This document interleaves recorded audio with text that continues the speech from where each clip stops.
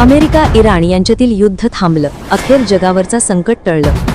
Donald Trump यांनी United states आणि Iran यांच्यातील वाढत्या तणावाला आळा घालत 2 आठवड्यांच्या सशर्त शस्त्रसंधीची घोषणा केली आहे. सुमारे 40 दिवस सुरू असलेल्या संघर्षानंतर दोन्ही देशांनी तात्पुरता युद्धविराम स्वीकारला असून त्यामुळे जागतिक स्तरावर निर्माण झालेली युद्धाची भीती काही प्रमाणात कमी झाली आहे.